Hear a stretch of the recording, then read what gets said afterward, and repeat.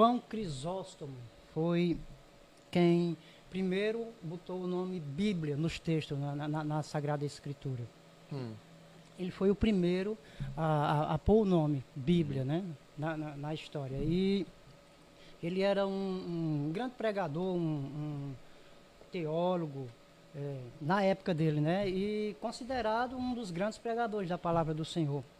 Então é que Deus sempre, quando usou alguém para fazer algo nas Santas Escrituras, para pôr o seu nome em algo que foi feito, ficar marcado na história, né? Sempre ele levantava alguém e tinha uma entrega perfeita e plena nas coisas de Deus, né? Que ele pregava o amor aos irmãos mais pobres, chamava atenção para as obras de caridade. Na época dele, ele foi um grande servo do Senhor, um grande homem de Deus, e é um dos grandes da história que deixaram o seu nome como cristão, como verdadeiro servo do Pai, que tiveram, de certa parte, uma influência, né, e contribuíram, né, para que a Bíblia chegasse até nós assim como ela existe. Porque durante a história, cada um, na sua época, foi acrescentando alguma coisa, foi tendo uma atitude para ela ir se transformando, se modificando e se aperfeiçoando até chegar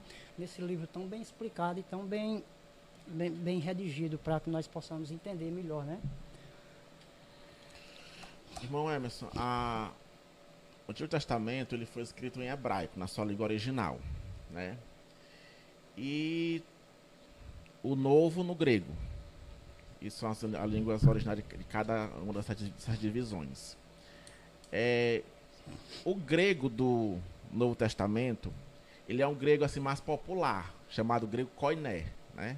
Koiné, na verdade, pronto. E aí o que acontece? Queria que você falasse dessa divisão da Bíblia, né? Tem a divisão maior, que é Antigo e Novo, né? Mas internamente tem a divisão, né? Dos livros, tudo mais. Subdivisões, né, Amado? Né? E sim, a questão também dos versículos, capítulos, como foi que se originaram isso? Sim. Assim, a Bíblia, ela é dividida, né, entre Antigo e Novo Testamento, né?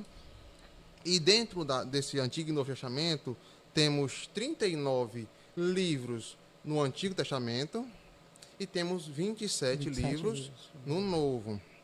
Dentro dessa língua, esses dois testamentos, temos 3 línguas, tem uma a mais, que é aramaico, hebraico e grego. Hebraico e grego eram as línguas que foram mais usadas, né? Aramaico, ela foi aprendida assim naquela época do período do cativeiro babilônico. Do exílio, né?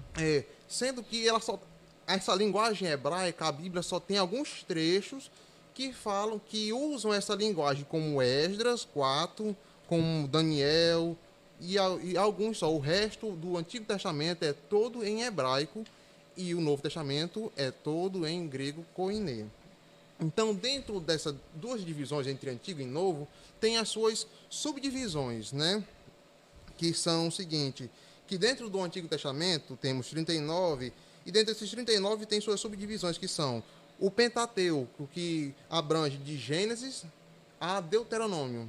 Então, Gênesis, Êxodo, Números, Levítico e Deuteronômio. Temos os livros históricos, que vão de Josué, Juízes, Ruth, 1ª e 2ª Samuel, 1ª e 2ª Reis, 1ª e 2ª Crônicas, Esdras, Neemias e Ester.